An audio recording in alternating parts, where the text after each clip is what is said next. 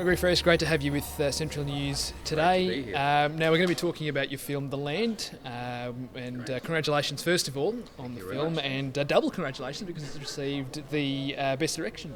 Could you start off by telling us a little bit about the project, what kind of kick-started it all? Like most great projects, it started over a beer. At the time, which was like 10 years ago, we were looking at ways of making films with no budget, influenced by people like John Cassavetes and the Mumblecore movement of the 2000s.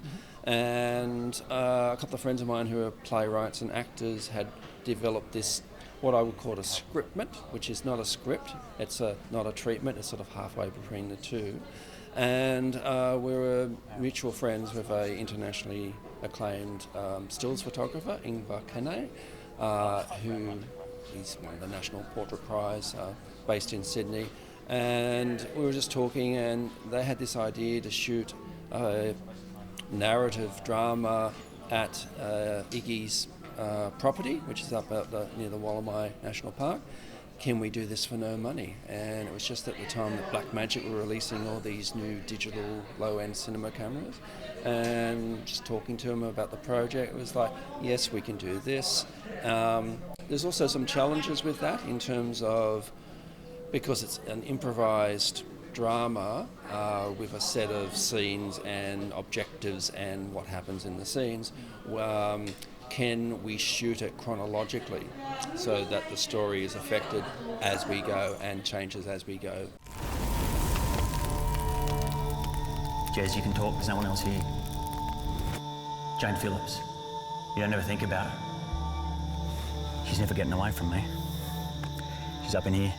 Aesthetically, we were shooting in a sort of foresty bushland setting.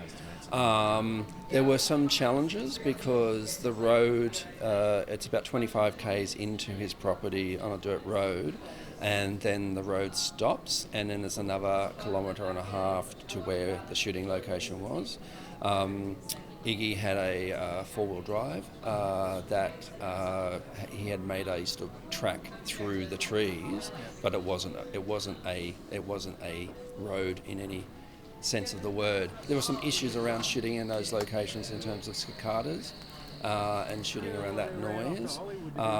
The other thing, the challenge that we set, is that we only wanted to shoot at magic hour, which is that moment, that hour or two just after dawn and before dusk. We were very lucky because we were able to shoot in large blocks, because a lot of the times when we went up to shoot, it was overcast the whole time. So basically we had the lighting of magic hour, but we could just end up shooting whole pages and pages of scenes very, very efficiently, and with just the four of us. So what's with the tat?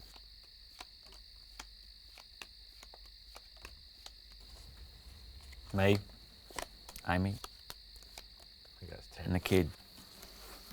How does this film fit into the arts and film scene right now here in Australia? Can you talk about some of the way that's resonated along those lines? Yeah, there's a lot of work being done in the micro-budget or no-budget film area at the moment, and there's a lot of great films coming out that are low budget, up to about $1 million. Our total budget was under $50,000, and that was self-funded. Oh my God. God, he had more hair than two. Your hair fixated. Because we're shooting in magic hour, it has a certain Heidelberg School of Art aesthetic going on. So very sort of muted colours, not washed out, but just a subdued aesthetic that kind of matches the sort of under the